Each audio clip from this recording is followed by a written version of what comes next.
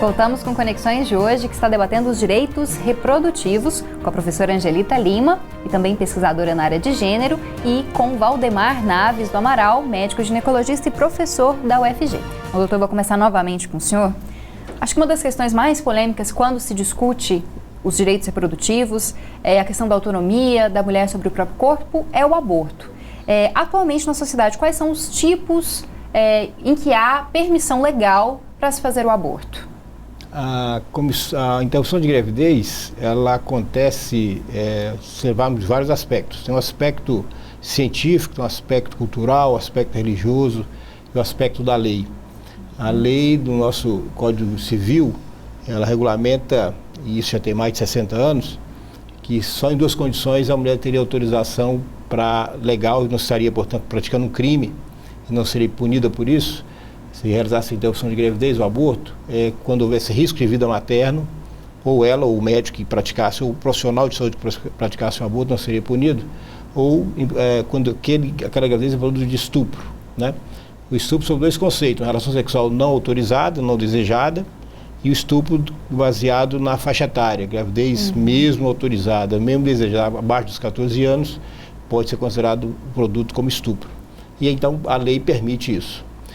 Veja que são coisas contraditórias, porque no outro aspecto a ciência vê essa condição de forma diferente.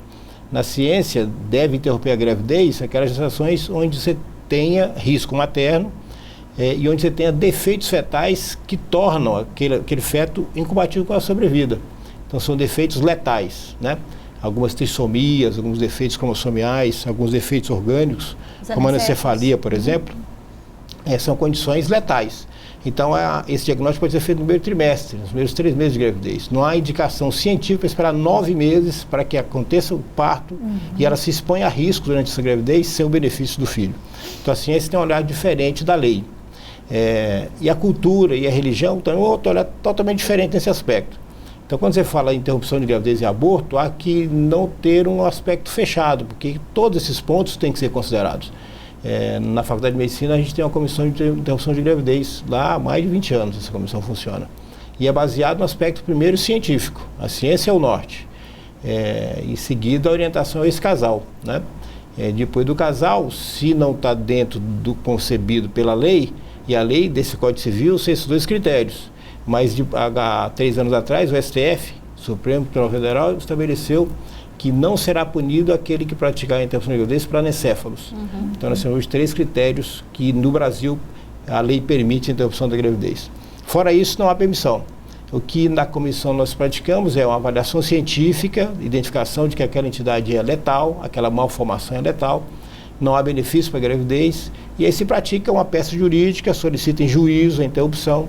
E, de regra geral, a gente teve um avanço nesses anos todos, é que do momento do desejo do casal, do entendimento daquele processo, até a autorização judicial, leva em média 7 dias.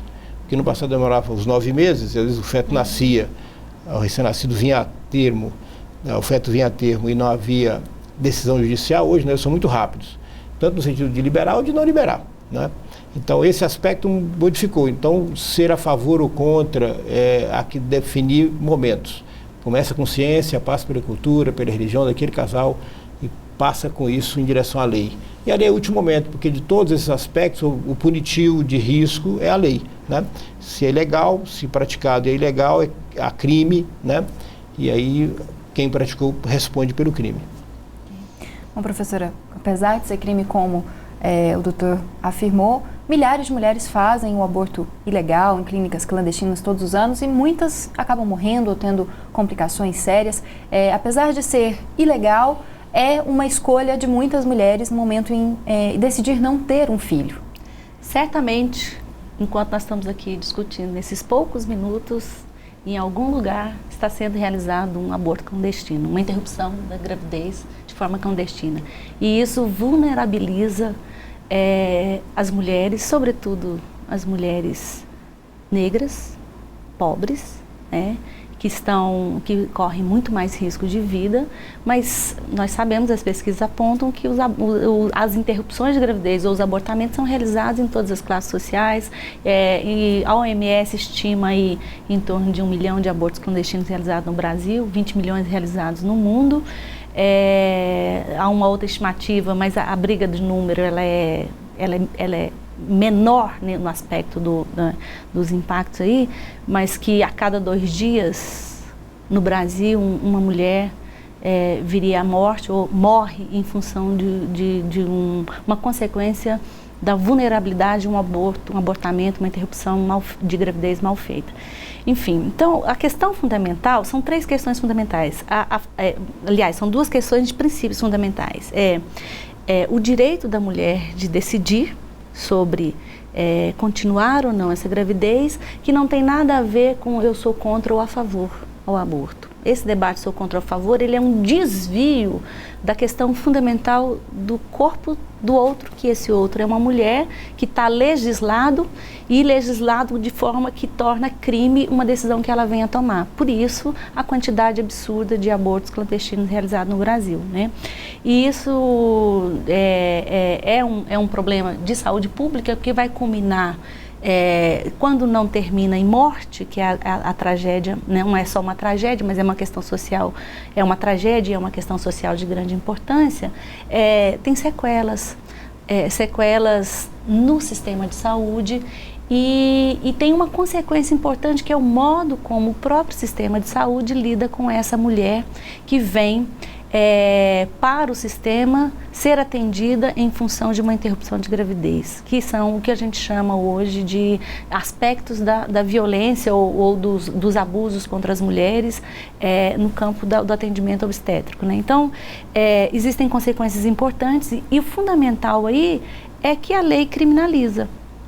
Porque se não fosse crime, nós estivéssemos apenas no debate, nos aspectos que o professor apontou, culturais, religiosos, nós estaríamos fazendo um debate de alto nível, discutindo concepções, mas não interferindo no direito, na autonomia e nem colaborando com a violência contra a mulher. Mas como ela é feita a partir da lei, que criminaliza, nós necessariamente, todo o debate sobre o aborto vai para a polarização entre ser contra e a favor, que não resolve nada. Nós estamos aqui, né, debatendo e isso está acontecendo ali fora, talvez perto das casas de muitas pessoas que estão aqui. Além de, então isso só aumenta a violência contra a mulher e na verdade não contribui em absolutamente nada para digamos assim, um avanço cultural nessa discussão da autonomia das mulheres. Eu acho que é um tema fundamental e eu sempre digo que aborto é um tema que não devia ser pauta de campanha eleitoral, não devia ser discutido durante eleições, porque ele é sempre mal utilizado e sempre quem perdem são as mulheres. As mulheres perdem toda vez que o debate ele se dá nesse campo das disputas ideológicas e políticas, porque são sempre grupos que têm interesses específicos. Nós devemos fazer esse debate, mas nós devemos principalmente, mas ele vai avançar, sobretudo quando isso não estiver no campo da criminalização. Vou ter que interromper novamente. Bom, a gente vai para o nosso último intervalo e volta com o final desse debate a respeito dos direitos reprodutivos no Brasil.